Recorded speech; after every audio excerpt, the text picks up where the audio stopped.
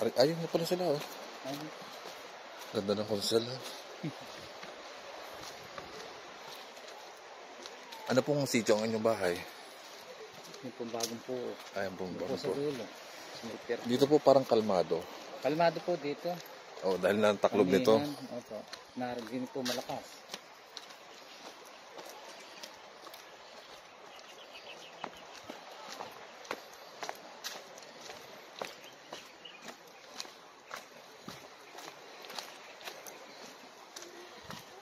Nakagawa ng paraan na may ano eh. Para yung mga lasing. Ganda may cover. Ay, lalim yan, konsehal. Ari nga po, sana i-request hinahingi namin ng tubo. Palalagyan pa ng isa pa po. Alisin na rin ang merit. Tipisa ako po. Ito po. Opo. Ito. Ay, parang ano namin pa na, malagyan pa ng isa pa. Parang sobrang taas. Opo. Ang taas nga po. Delikado pa rin sa mga bata. Tsaka dapat meron chicken. Ano ba yung, ano yung mga, parang screen? Dito po ang daming damong gawa ng mga puno. Opo. At least hindi lang po yung basura talagang. Okay. Kami lang po yung sa isang bay, dalawang days nagpapalinis. Opo. Kaya tuloy sa isang araw ito hawalisin ulit. Hindi po dito pwede magsilab. Hindi po. Diyan ko po yung may ano.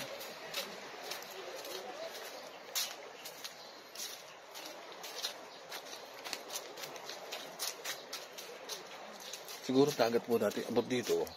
Ayun daw galing sa bundok. Ang batang gumulong. Gumulong. Laki.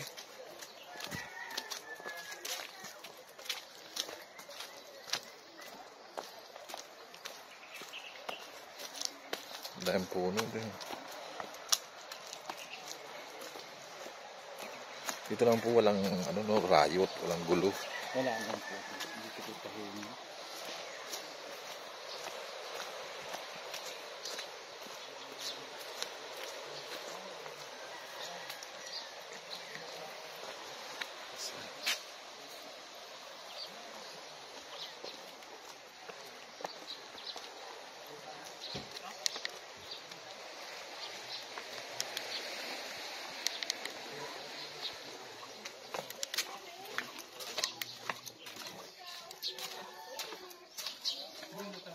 Pero baka naman yung aking batay na upload sa city. Nang ano po? Kahit yung mga ano?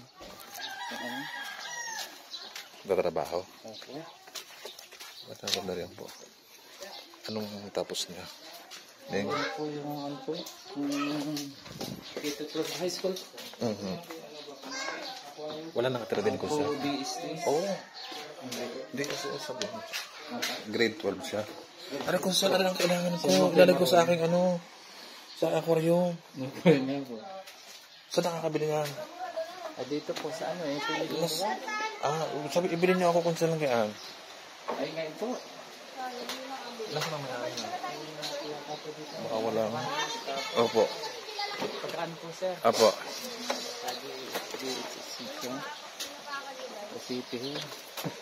Sabi paalala niyo sa akin kasi. At papakausap ko kayo sa DSS.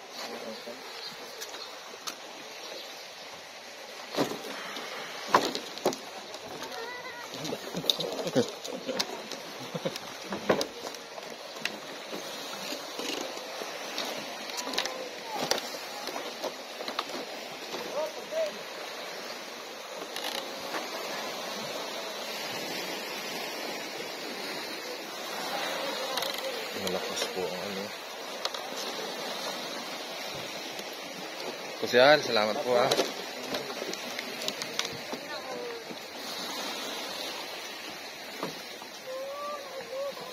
Bang na malaki.